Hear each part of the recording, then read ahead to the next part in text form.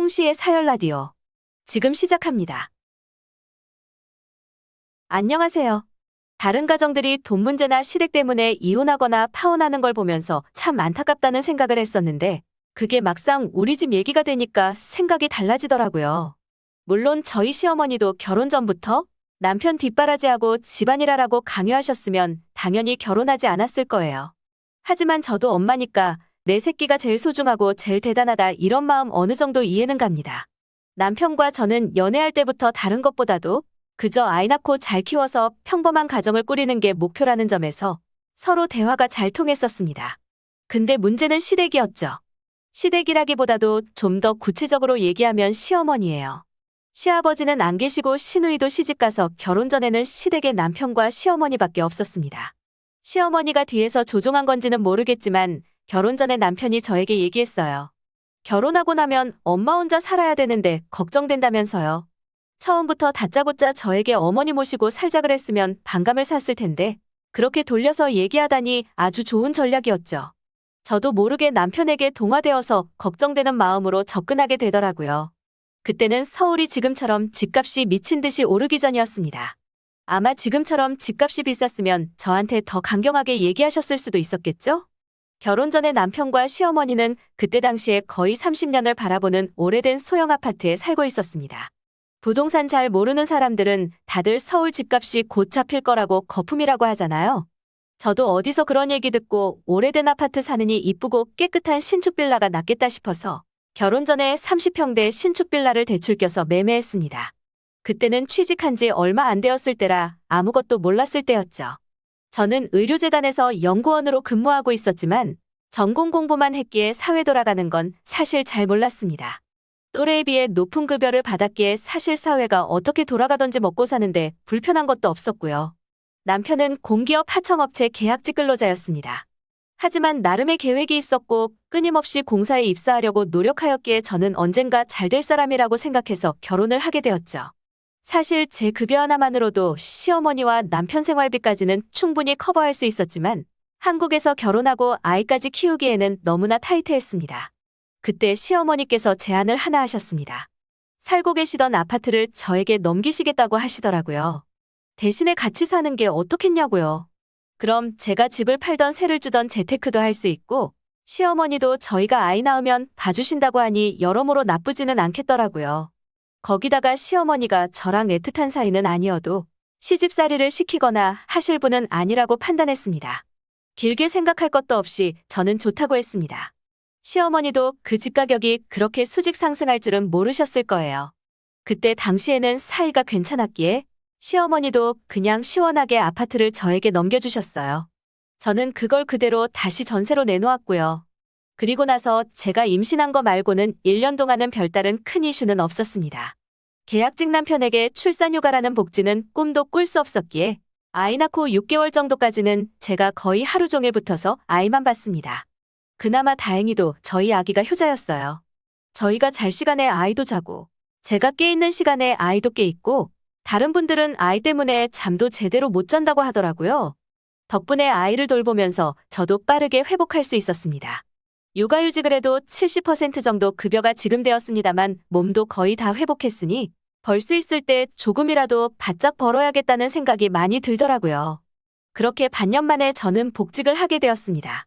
이제부터 아이 커가면 정말 돈이 줄줄 새나갈 일만 남았으니까요. 아이 키워보신 분들은 아실 거예요. 근데 복직하자마자 이런저런 대형 프로젝트들이 겹치면서 야근이 잦아지고 심지어 주말에 나가는 일도 생겼습니다. 거의 반년 가까이 평일 저녁 시간과 주말을 갈아 넣었던 것 같습니다. 대신에 그만큼 수당이 많이 나오니까 버틸만 했어요. 아마 돈도 안 주면서 일만 그렇게 많았으면 진작에 그만뒀을 거예요. 받은 만큼 저도 절 대신해서 살림하는 시어머니와 남편에게 과감하게 용돈을 드렸고요. 그렇게 폭풍 같은 반년이 지나고 성과 발표하고 다시 여유가 찾아왔습니다. 오랜만에 정시에 퇴근하고 집에 와서 남편이랑 시어머니랑 같이 밥 먹고 거실 소파에 여유를 만끽하기 위해 늘어져 있었습니다. 남편이 설거지를 하려고 하길래 제가 조금만 쉬었다가 제가 하겠다고 얘기했습니다. 남편은 아니라며 그동안 고생했으니까 쉬라고 해서 고맙다고 얘기했죠. 하지만 시어머니는 반년 동안 남편이 퇴근하고 와서 살림을 돌보는 게 못마땅하신 듯 하였습니다.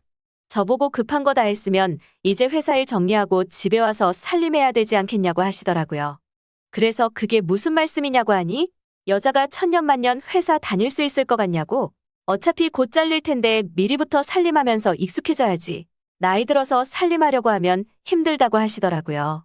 저는 분명히 결혼 전부터 육아는 육아고 제 커리어는 커리어라고 나에게 어떤 것 하나라도 포기하라고 한다면 결혼 못한다고 신신당부를 했었습니다. 그래서 시어머니에게 얘기했습니다. 저는 회사 그만둘 생각이 추호도 없다고 남편도 그거 알고 저랑 결혼한 거라고요. 시어머니는 저보고 이기적이라면서 그럼 남자가 저렇게 집에서 집안 살림하면서 기도 못 피고 살아야 되냐고 하더라고요. 남편은 중간에서 벙쪄서 시어머니한테 그만하라고 하는데 시어머니가 어디서 무슨 얘기를 들으신 건지 계속 이상한 얘기를 하시더라고요. 남편이 우리 집 가장인데 네가 그렇게 밖에 나가서 드세게 활개치고 다니니까 남편이 길을 못 핀다면서 거기가 네 회사도 아닌데 뭐 한다고 남편 희생시켜가면서까지 그렇게 목숨 걸고 충성을 하냐고 하시더라고요. 어차피 여자들은 결혼하고 애 낳고 나면 다 금방 잘린다고 네가 박사 밟아서 대단한 사람 된 것 같겠지만 별거 없다면서 어차피 곧 회사에서 정리 다 할 거라면서 거슬리는 얘기만 하시더라고요. 그래도 다짜고짜 싸우기보다는 시어머니에게 여쭤봤습니다. 갑자기 왜 이러시냐고요. 설령 제가 그만둔다고 하면 우리 네 가족 생활비 남편 혼자 감당할 수 있을 것 같냐고요. 그랬더니 남편이 10만 원이고 20만 원이고 주는 걸로 아껴서 생활하는 게 여자가 아내로서 응당해야 하는 일이라고 하시더라고요. 남편은 중간에서 시어머니한테 왜 그러시냐고 그만하라고 하는데 시어머니는 멈출 줄 모르고 저한테 계속 따발총처럼 궤변을 갈기셨습니다. 저도 거기서 좀 실수했던 게 남편은 들먹이면 안 되는 거였는데 흥분한 나머지 선을 넘어버렸습니다. 남편이 언제 공사에 합격할지도 모르는데 계약직 믿고 어떻게 제가 지금 이 자리를 포기하고 퇴사할 수 있겠냐면서요. 제가 그냥 말대꾸 따박따박 하는 거였으면 대충 끝났을 텐데 시어머니의 잘난 아들을 건드려버리니까 시어머니께서 속된 말로 뚜껑이 열리셨는지 저한테 소리를 지르시더라고요. 간신히 남편이 어르고 달래서 시어머니도 그날은 거기까지만 하고 끝났는데 저도 더 이상은 안 되겠더라고요. 그래서 그날 저녁에 얘기했습니다. 친정엄마한테 와서 아이를 봐달라고 하던지 할 테니까 시어머니랑 같이 못 살겠다고요. 남편에게 어머니 모시고 살 거면 나랑 갈라서겠다는 걸로 알겠다니까 남편도 미안하다고 조금만 시간을 달라고 하더라고요.